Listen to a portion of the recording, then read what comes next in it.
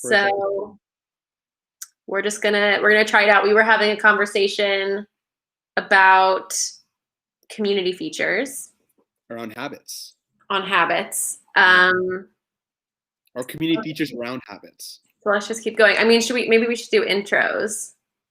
No. Or do you want to do intros? We already know who we are. Yeah, exactly. We're superstars, man. Like, we've done this. We're pros, man. Like, this is our 400th episode. Oh my gosh, this is so funny. Okay, so yeah, let's just keep talking. So we were talking about my community feature for Herald. Yeah. You had the idea of like you're doing it with a friend. Mm-hmm. For starters. Yeah. Yeah. Just so that somebody can hold you accountable and vice versa. Yeah. And then I was talking about how like the origin of the project was like supposed to track and you're supposed to share publicly. So there's that second part of sharing publicly that I haven't figured out yet. And that's where we left off. Mm-hmm. So what do you think about sharing publicly? Like, do you only share publicly with a friend, or should you share with the whole community, like your progress? You could do either or, right? So if you look at like several different fitness programs and also the devices, they'll allow you to share not only within your circle of friends, but they can also allow you to share it to a community and also have it on your profile. So on my Fitbit, for example, there is by default, it shows like the average amount of steps that I take every day by default. Like I can't even control it. So it's just like averages 7,787 steps per day, and it's just visible to the world. But then I have like friends, and I haven't added anybody over there. I haven't made any public posts. I'm not part of any groups, but there are groups that I can be a part of, which is a running group, which has 2 million members, and I can join that. Heart health group has 1.5 million members, a cardio group.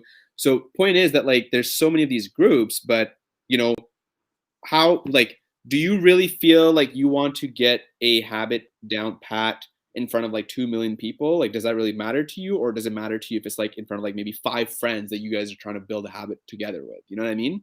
Yeah. I think that's the key with a lot of community features is like, yeah, it's not about just like putting everybody in a room or putting everyone in one space. So then just like everybody, and it's just so noisy. Like the group has to be relevant to you. Like if you're in a group of like 2 million people, like you said on the Fitbit app, it's like whatever, I don't care. So yeah, you could either be in a group with your friends. I could try to group people based on their habits. Like for people that are working on meditation things, sure. Like put them. Well, yeah, maybe they could even just create their own groups like that, right? So hey, like let me create a meditation group, and like maybe 5 of them or 6 of my friends who are into meditation too, and they want to build up a habit for meditation, where I'm going to invite them to this group. Boom. And then, you know, maybe 7 of my other friends are into the habit of like running at least, 10 kilometers a day. Perfect. So, maybe I'll invite them to my running group, But if you give people the ability to be able to create those groups and stuff, like I feel more agency towards that as opposed to like joining a group of 2 million people and just being like, okay, well, what am I going to do here now, right? Similarly, what we were talking about earlier about like following creators and stuff, like on Twitter, all it takes is one click of a button to just follow someone. That's why you end up following anywhere between, like 800 to 1,000 to whatever amount of people. But when when you're being mindful about who you're trying to follow, you're going to be a little bit more selective, right? And so there's a huge difference in doing that versus just freeloading all that stuff, right? So what do you think about because I think that's a good like future feature to like group them based on their habits. I just don't have that many users. Like right now I have 30 users, so like there wouldn't be enough people working on similar. So like in the nearer term, what do you think about like if I just pinned like the cohorts against each other? Like each week I let in 20 people. And so like that could be your cohort, and I could give like each cohort a score or like their success percentage. And then you could be like, so you're kind of with strangers, but like you have something in common and that like you all joined at the same time. but we're all working on different things, right? But you're So working on different things. Yeah. yeah, we're not going to be aligned on the same habits. So what I was saying earlier is about the flywheel where you can acquire new customers, right? So how about this? So you have 30 people in there so far, and you're going to let another X amount of people in. Hmm. Um, why not let those people invite other friends, right? Now, as soon as you let other Yeah. people start inviting their own friends, you don't have to worry about the cohort division anymore. At that point, friends are inviting other friends, and those are the cohort right there. Like my Yeah. cohort could probably be like 10 friends that I invite. And are you inviting them to work on the same habit as you, or they can work on whatever habit they want? Could be whatever habit, but most likely probably the same habit that you want to work on. Like if I want to work on meditation with someone and I realize like, oh, we were talking about it last year. Like, why don't we just start doing it this year? Sure. Let me just send you an invite. And and the invite can just say, hey, blah, blah, blah. Mhm. Like let's work on a meditation habit this year. Sign up using this link and you can download the app and right away it'll just start telling you how to do it. Simple Mhm. stuff, really quick onboarding, and it's good to go. And somebody's like, oh, cool. Like somebody should be able to set up a habit within like a minute as soon as they get that message from someone and be like, oh, cool. Like we were talking about this. Let me sign up, download from the app store, good to go. Like let me put in my habit for meditation. And Okay. and they don't even have to physically add the other person because you'll probably have the back end linked so that when I'm inviting you, you're automatically going to be part of my friend group. Right. Yeah. Yeah. And I think I could manage that pretty easily. So I don't have an app at all. It's all just based through SMS. So Sure, it's that's which is fine. you don't have to like download or sign up for anything. But yeah, I Yeah, could like when you sign up, it could just say like, were you invited by a friend? What's their name or email or whatever? And yeah. then You don't even need to actually do all that stuff. Like you can just put a referral. You can create a referral code generator, okay. and when someone sends an invite to so and so email, all Yeah. they have to do is click sign up through that invite, and when they do so, that app is automatically downloaded, and that referral code is linked to them.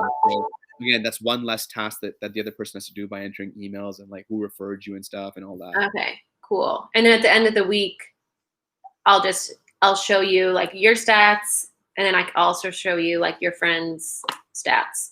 Yeah, like that could be really cool. Like you show me my stats, my Yeah. friends' stats, and if you really want to be showing people the cohort stats, sure, because maybe five of us friends could be like, haha, we're better than like Yeah. that cohort, whatever. We're competitive. You know what I mean? Like it could be Yeah. something like that. So Yeah, I'll be curious to see, yeah, like how that affects. I mean, that's just I should definitely just try that. Like, I'm curious, yeah, does that increase retention and engagement because you're doing it with a friend? Or like, I think my concern is if one friend like falls off, then then do you churn with them? Because now you're like, my friend's not doing it. Whereas like you might have kept going on your own if you were just doing it on your own. But if your friend gives up, then you're like, oh, no, keep in mind, right? Like we were yeah, talking about like, rewards and incentives. So like if you're doing a habit with in fact, look at the incentives. It would be so much cooler if, say, for example, I just invited one friend to work on a habit with me, and I would get a certain amount of points to start working on the habit with them. But if I invite five more friends, I'm getting more point. We're all getting more points to start working together on the habit. So we're less likely to drop. I mean, anybody can drop off whenever they want, but like right. we're less likely to drop off because the more people we're bringing into our friends cohort, the more likely we are to follow up on those habits and keep up with them because we all want to earn some rewards and incentives, Mhm. right? So like a lot of these robo advisor apps and stuff, what they do is they say go ahead and invite your friends, and the more friends you invite will manage 10K without fees for you. Yeah, And the more and more friends you invite, after a certain number, once you've invited a lot of friends and also you've invested enough money in there, your fee drops as well. So the management fee that you would be paying to get your money right. managed drops. So there's some sort of incentives planted in there for people to invite more people and to also put more money into their accounts because the more money they put in, the lesser they pay. So, Yeah. you Yeah. know, I think yeah, I definitely need to think about that. I have like a aversion to, or I'm trying to like avoid rewards and stuff. I did some research and like extrinsic motivation is actually like it's good in the short term, but it actually can be hurtful for your motivation and your longevity with a habit long term. So the product strategy was like to focus really on just like intrinsic motivation. Like you set your habits, if you do them that day, like that's enough intrinsic motivation for you to like keep going, ideally, because you're choosing habits that like are really going to make you happy, and there are things that like you want to do. So I'm weary of like rewards, that whole thing. But I could be wrong about that, but that's just kind of my like product. Yeah, it's just a suggestion, right? Yeah. And do that research. It was really interesting. Yeah, it's just a suggestion. Like I don't know. I'm not an expert in that behavioral area, but like I'm just thinking like, hey, what would make sense? Because like I said, like people are sometimes have a hard time holding themselves accountable for a lot of their own habits and their own success. So of course, there's a lot of people who do a really good job in doing so, and when they do that, they are really good at accomplishing those habits. But a lot of people aren't as well, right? So how do you want to incorporate that in there, and how do you want to end up getting them to feel encouraged to work on their habits? Like, obviously the ideal motivation is just that I want to get better at something, period. Like that's what I want to do. But like a lot of people want $1 million, they don't want to put in the work to get $1 million. Right. Yeah. Yeah. I wonder, like, another take on the sharing publicly could be like, it actually like shares, you have to like, you're sharing some of your stats to social or something. I mean, that's what Fitbit does. That's what probably, I don't have Apple Health, so I don't know how Apple Fit or Apple Health does it. I know Fitbit, you can share, like I just got a badge today and they were like, do you want to share to social? Yeah. Yeah, I'm just trying to see what it's. I just got it recently. I just got it less than a week ago. Actually, exactly a week ago, January 12th. Yeah, it's got like badges, so you can get like badges that you can. Let's see here, badges and trophies. So sneakers badge. There you go. So share. So I click that. Hold on. If I click share. Oh, I can't seem to share on my social because I probably don't have it connected. But yeah, I can share it to my public profile on my Fitbit. So. Yeah, so there's stuff. You don't seem very excited about that. And then I'm not really that amped about it. Yeah, like I mean, those things always sound good in theory, and then it's like once you have it, you're like, no, this is lame.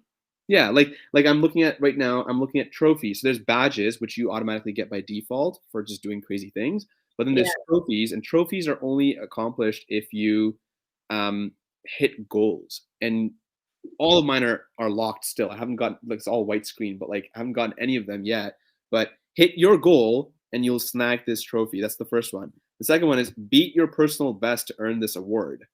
A daily showdown, smoke the competition, beat your work week record to win this award, hit your goal all 5 days to take this trophy. Like, I haven't said any of those, man. You know? Yeah. So, yeah. I mean, again, like it just comes down to like how many people are capable of holding themselves accountable, and the ones that can hold themselves accountable probably don't use those things. Specifically, like one of the things that I'm really using, I got it as a gift, but like all that I'm really like finding like really useful to use the Fitbit for is my heart rate. I just want to know what my heart rate's like. That's it. Yeah. It's cool. Why do you want to know that? How's that help? I want to, so I guess like one of the things that I've done since COVID started was like obviously spend a lot of time thinking about a lot of things, and just like really like stepping back and pulling back from a lot of the daily hustle and bustle, and just like, because I work in the city and like I live just a little outside the city, and I prefer that. And I just wanted to see like what kind of effect it has had on me physically, mentally, to just not have to do things in a rat race type environment, and just like, doing things back to back to back and on my toes at all times. And so I wanted to see like what's my heart rate, or what's like my stress level, what are my stress levels so far since we've been working from home. And what have you found? Well, I don't know what I was sleeping like before, but I'm looking at my sleep now, and I'm consistently hitting 80, 79, 74, 78. So these are all in between good and fair. And on average, my resting heart rate is 50 BPM. So you have a reference. I don't know what's good, what's bad. 50 BPM is below what's normal, but like if you're like just like athletic and if you're just active, like I go on walks pretty much every day. So like as long as your blood circulation is good, like below 60 can be sometimes dangerous. I think there's a condition called something BRY. I can't remember what it's called, but it's like a really slow heart rate. You can just type it in if you look it up. It's like really, really slow heart rate. And do you have like a heart rate monitor or something? I just got an Apple Watch. So check what's your heart rate right now? I don't know. Oh, I think it's 63. Is that what that number is? That's good. Yeah, that's really good. That's not bad. Yeah, that's really good. 60, Nice. 60 to, I can't remember what the top end is, but 60 to a certain number is a good heart rate. Okay. Yeah. Beyond that is just like, yo, it's a little cuckoo. Okay, yeah, I'll watch that. Yeah. So what I like to do is I just like to see how my heart rate's been throughout the entire day, and then I can just snipe it out. I just know like, oh shit, at 4 p.m. I was stressed because I was doing some stupid thing. I was like on the phone with somebody who was just pissing me off. Like, like I was dealing with that, or like I was working on something really tough and like that was really bugging me out. So, it's really interesting way to look at it. But again, that's stuff because I'm curious to know about that, right? So yeah, that's one thing I've gotten some feedback that people want like more like stats or like visual, like to visualize their progress. So like how are they doing over time? So yeah, but community features are hard. I don't like it.